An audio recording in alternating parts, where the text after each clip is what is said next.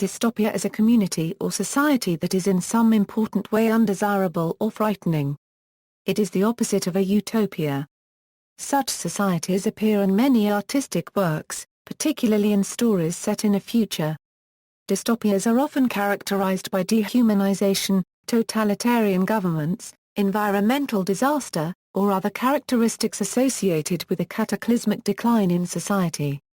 Dystopian societies appear in many subgenres of fiction and are often used to draw attention to real-world issues regarding society, environment, politics, economics, religion, psychology, ethics, science, and/or technology, which if unaddressed could potentially lead to such a dystopia-like condition. Famous depictions of dystopian societies include R.U.R. 1984, which takes place in a totalitarian invasive superstate. Brave New World, where the human population is placed under a caste of psychological allocation. Fahrenheit 451, where the state burns books in response to the apathy and disinterest by the general public. A Clockwork Orange, where the state undertakes to reform violent youths.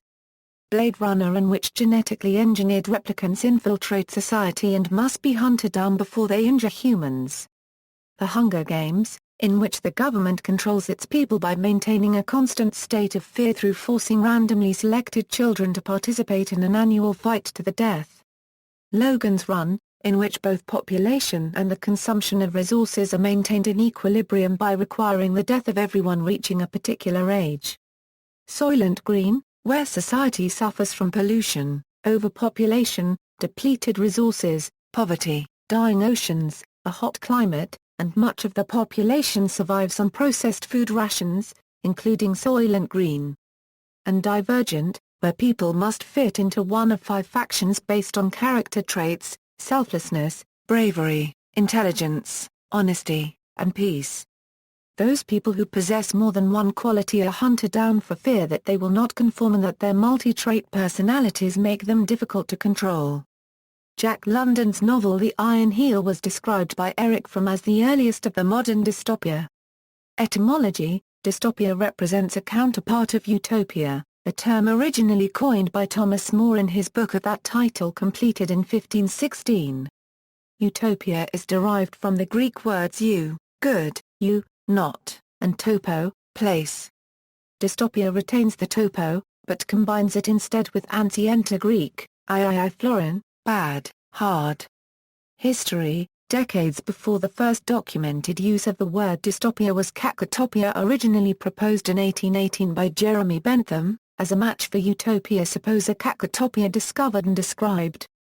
Though dystopia became the more popular term, cacotopia finds occasional use, for example by A Clockwork Orange author Anthony Burgess, who said it was a better fit for Orwell's 1984 because it sounds worse than dystopia. The first known use of dystopian, as recorded by the Oxford English Dictionary, is a speech given before the British House of Commons by John Stuart Mill in 1868, in which Mill denounced the government's Irish land policy. It is, perhaps too complimentary to call them utopians, they ought rather to be called dystopians, or cacotopians. What is commonly called utopian is something too good to be practicable. But what they appear to favor is too bad to be practicable. Common themes: although dystopias vary significantly across and within artistic forms and genres, many focus on similar kinds of socio-political dysfunction. Politics: in When the Sleeper Wakes, H.G. Wells depicted the governing class as hedonistic and shallow. George Orwell contrasted Wells's world to that depicted in Jack London's Iron Heel, where the dystopian rulers are brutal and dedicated to the point of fanaticism, which Orwell considered more plausible. Whereas the political principles at the root of fictional utopias are idealistic in principle and successfully result in positive consequences for the inhabitants, the political principles on which fictional dystopias are based, while often based on utopian ideals, result in negative consequences for inhabitants because of at least one fatal flaw. Dystopias are often filled with pessimistic views of the ruling class or government that is brutal or uncaring, ruling with an iron hand, or iron fist. These dystopian government establishments often have protagonists or groups that lead a resistance to enact change within their government, as is seen in Alan Moore's V for Vendetta. Dystopian political situations are depicted in novels such as Parable of the Sower, 1984, Brave New World and Fahrenheit 451. And in such films as Metropolis, Brazil, Battle Royale, FAQ, Frequently Asked Questions, and Soylent Green. Economics. The economic structures of dystopian societies in literature and other media have many variations, as the economy often relates directly to the elements that the writer is depicting as the source of the oppression. However, there are several archetypes that such societies tend to follow. A commonly occurring theme is that the state plans the economy, as shown in such works as Ayn Rand's Anthem and Henry Kuttner's short story The Iron Standard. A contrasting theme is where the planned economy is planned and controlled by corporatist and fascist elements. A prime example of this is reflected in Norman G. Weisson's 1975 Rollerball. Some dystopias, such as 1984, feature black markets with goods that are dangerous and difficult to obtain, or the characters may be totally at the mercy of the state-controlled economy. Such systems usually have a lack of efficiency, as seen in stories like Philip Jose Farmer's Riders of the Purple Wage, featuring a bloated welfare system in which total freedom from responsibility has encouraged an underclass prone to any form of antisocial behavior. Kurt Vonnegut's Play a Piano depicts a dystopia in which the centrally controlled economic system has indeed made material abundance plentiful, but deprived the mass of humanity of meaningful labor. Virtually all work is menial and unsatisfying, and only a small number of the small group that achieves education is admitted to the elite and its work. In Tanith Lee's Biting the Sun, there is no want of any kind, only unabashed consumption and hedonism, leading the protagonist to begin looking for a deeper meaning to existence when everyday life seems to have nothing to live for. Even in dystopias where the economic system is not the source of the society's flaws, as in Brave New World, the state often controls the economy. In Brave New World, a character, reacting with horror to the suggestion of not being part of the social body, cites as a reason that everyone works for everyone else. Other works feature extensive privatization and corporatism, where privately owned and unaccountable large corporations have effectively replaced the government in setting policy and making decisions. They manipulate, infiltrate, control, bribe, are contracted by, or otherwise function as government.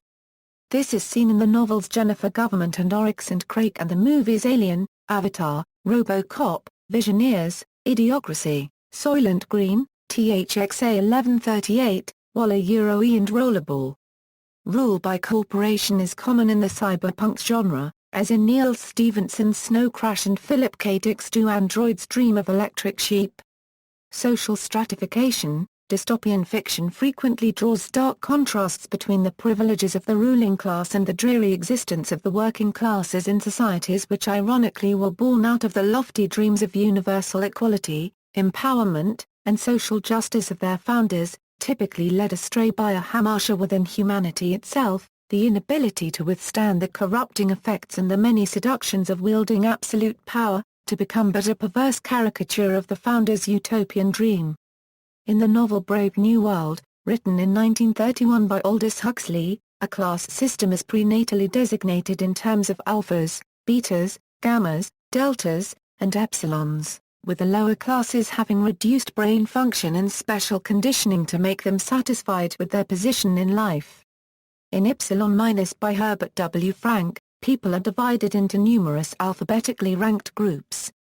Family. Some fictional dystopias, such as Brave New World and Fahrenheit 451, have eradicated the family and deploy continuing efforts to keep it from re-establishing itself as a social institution. In Brave New World, where children are reproduced artificially, the concepts mother and father are considered obscene. In some novels, the state is hostile to motherhood, for example, in 1984, children are organized to spy on their parents.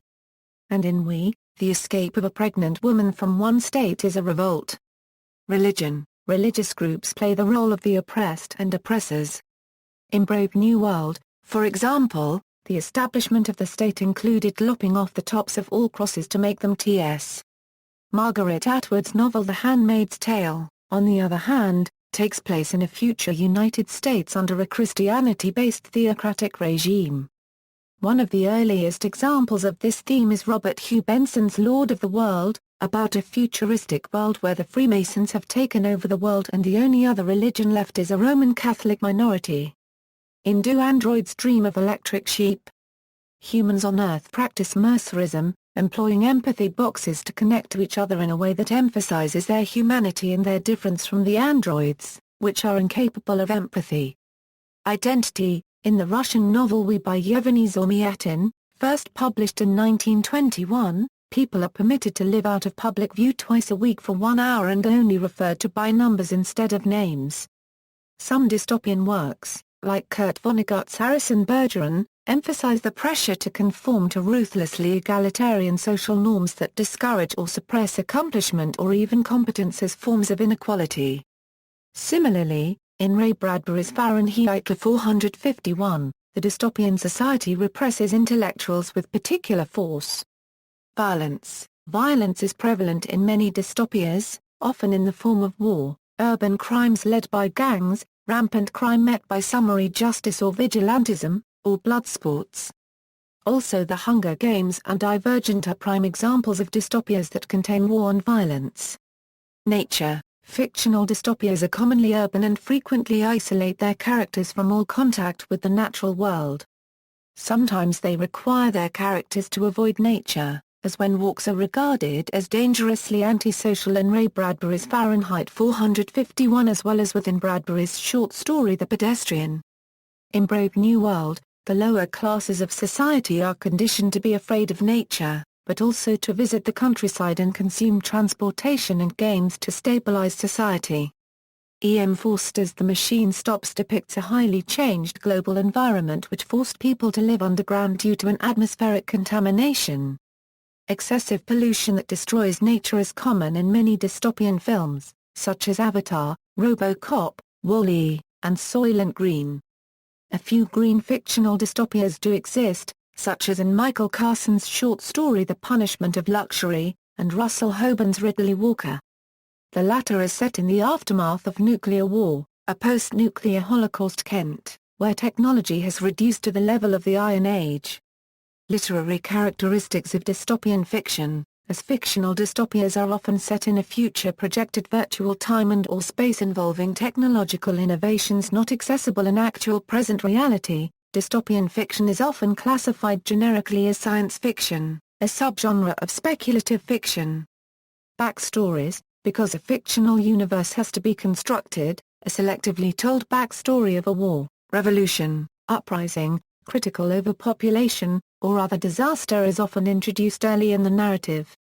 This results in a shift in emphasis of control, from previous systems of government to a government run by corporations, totalitarian dictatorships or bureaucracies.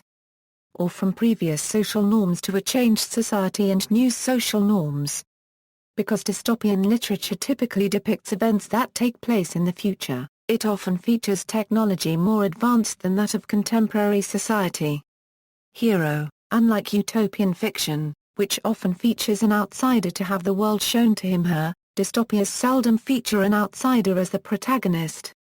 While such a character would more clearly understand the nature of the society, based on comparison to their society, the knowledge of the outside culture subverts the power of the dystopia. When such outsiders are major characters such as John the Savage in Brave New World their societies cannot assist them against the dystopia. The story usually centers on a protagonist who questions the society, often feeling intuitively that something is terribly wrong, such as Guy Montag in Ray Bradbury's novella Fahrenheit 451, Winston Smith in 1984, or V. in Alan Moore's V for Vendetta. The hero comes to believe that escape or even overturning the social order is possible and decides to act at the risk of their own life. This may appear as irrational even to him/her, but they still act. The hero's point of view usually clashes with the other's perception, most notably in Brave New World, revealing that concepts of utopia and dystopia are tied to each other and the only difference between them lies on a matter of opinion. Another popular archetype of hero in the more modern dystopian literature is the Vonnegut hero, a hero who is in high standing within the social system, but sees how wrong everything is, and attempts to either change the system or bring it down, such as Paul Proteus of Kurt Vonnegut's novel Play a Piano or Winston Niles' Room Food in The Sirens of Titan. The domination is perhaps unusual in featuring members of the upper caste of the dystopian society as among the protagonists, although serfs questioning that society are also included, along with international enemies of that dystopian society. This may be an example of the anti-hero conflict. In many cases, the hero's conflict brings them to a representative of the dystopia who articulates its principles, from Mustafamond in Brave New World to O'Brien in 1984. There is usually a group of people somewhere in the society who are not under the complete control of the state, and in whom the hero of the novel usually puts their hope, although often he or she still fails to change anything. In Orwell's 1984 they are the proles, in Huxley's Brave New World they are the people on the reservation, and in We by Zormiatin they are the people outside the walls of the one state. In Fahrenheit 451 by Ray Bradbury, they are the book people past the river and outside the city. In the case of 1984 such a group is reported by the government to exist, but it is postulated that it may just be an instrument of the government, and indeed that was the case. Subversion, the destruction of dystopia is frequently a very different sort of work than one in which it is preserved. Indeed, the subversion of a dystopian society, with its potential for conflict and adventure, is a staple of science fiction stories. Poul Anderson's short story Sam Hall depicts the subversion of a dystopia heavily dependent on surveillance.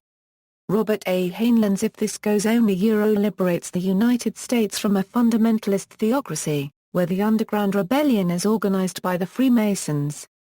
Cordner Smith's The Rediscovery of Man series depicts a society recovering from its dystopian period, beginning in The Dead Lady of Clowntown with the discovery that its utopia was impossible to maintain. Although these and other societies are typical of dystopias in many ways, they all have not only flaws but exploitable flaws. The ability of the protagonists to subvert the society also subverts the monolithic power typical of a dystopia. In some cases the hero manages to overthrow the dystopia by motivating the populace. In the dystopian video game Half-Life VR 2 the downtrodden citizens of Site 17 rally around the figure of Gordon Freeman and overthrow their Combine oppressors. Destruction of the fictional dystopia may not be possible, but R.U.R if it does not completely control its world R.U.R escaping from it may be an alternative. In Ray Bradbury's Fahrenheit 451, the main character, Montag, succeeds in fleeing and finding tramps who have dedicated themselves to memorizing books to preserve them. But ironically, the dystopian society in Fahrenheit 451 is destroyed in the end R.U.R by nuclear missiles. In the book Logan's Run, the main characters make their way to an escape from the otherwise inevitable euthanasia on their 21st birthday. Because such dystopias must necessarily control less of the world than the protagonist can reach, and the protagonist can elude capture, this motif also subverts the dystopia's power. In Lois Lowry's novel The Giver, Jonas, the main character, is able to run away from the community, and escapes to elsewhere, where people have memories. Sometimes, this escape leads to the inevitable, the protagonist making a mistake that usually brings about the end of a rebel society, usually living where people think is a legend. This concept is brought to life in Scott Westerfeld's novel Uglies. The main character accidentally brings the government into the secret settlement of the Smoke. She then infiltrates the government to escape, but chooses to join the society for the greater good. The collapse of a dystopian dictatorship, sometimes, has an ambiguous ending that is unclear as to final result of the revolution. The protagonist succeeds in causing the overthrow of society, but no new society has been established as a replacement. The legacy is open-ended, as in the movie version of V for Vendetta. The rebels were secretly aided by disillusioned officials of the ruling tyrannical regime, but no one faction maintained dominance after the fall of the dystopian society. The remaining hardcore regime loyalists were eliminated or ineffective. The audience is left to their own conclusions. Climax and our copyright Newment, the story is often unresolved even if the hero manages to escape or destroy the dystopia.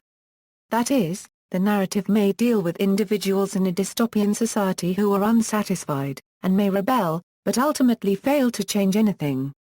Sometimes they themselves end up changed to conform to the society's norms, such as in With Folded Hands, by Jack Williamson.